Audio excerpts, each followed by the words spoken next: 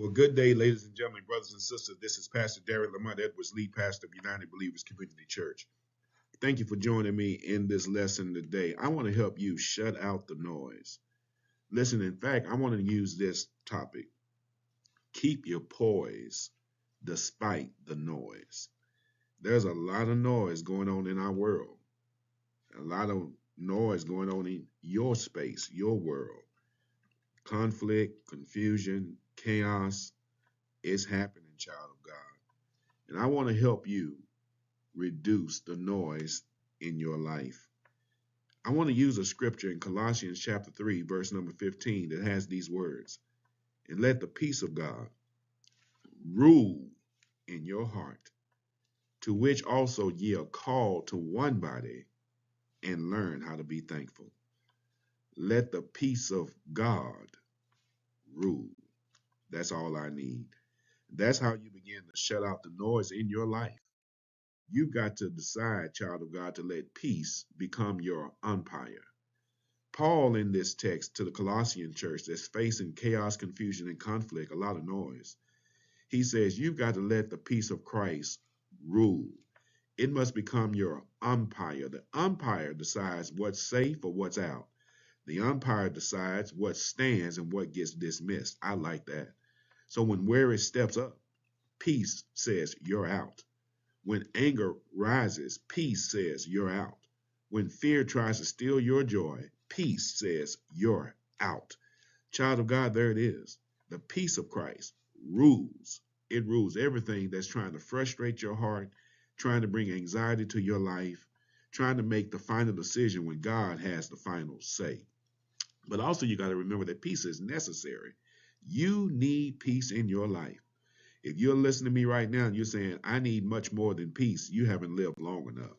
Live long enough and you will put peace at the top of your list. Peace, child of God, is what you need in your life. Peace to me is so important that you got to learn how to protect your peace. I want to use Sesame Street. Sesame Street had Big Bird, Elmo, Cookie Monster, and Oscar the Grouch. All of them had different personalities. All of them had different attitudes. All of them had different backgrounds, but they lived on the same street. Now, watch this.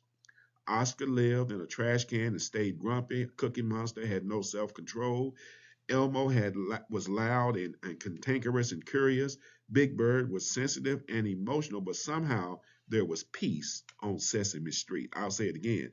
There was peace on Sesame Street because not everyone was the same, but because everyone was, here it is, accepted. Everyone was accepted. They taught us peace that looks like learning to share. They taught us that peace looks like using words instead of using fists. Peace looks like saying, I'm sorry, and truly meaning it. Peace looks like making room on the street for people who don't look or think like you. Peace wasn't the absence of conflict. They had conflict. Peace was the presence of understanding. Peace taught us the alphabet and counting. Peace taught us how to live with one another. Listen, A is for apology, B is for being kind, C is for compassion. And listen, that's Sesame Street, but that's biblical. Blessed are the peacemakers, not the peace lovers, but people who intentionally make peace, child of God. So listen, if Big Bird can live next door to Oscar, and if Elmo can live next door to Cookie Monster, tell your neighbor, we might be different, but we live on the same kind of street. And here it is, peace. Here it is. When I'm thankful for it, peace will help me to praise, and praise pushes back on what's trying to push up on my life. So here it is in the final analysis. I just want you to help. I want to help you shut out the noise. You can shut out the noise in your life because peace and thankfulness walks hand in hand. You got to get it in. You got to let it rule. And when you do, joy starts rising, hope starts healing, faith starts flourishing, pressure starts passing away. Peace is what you need. Shut out the noise. Until next time, take care.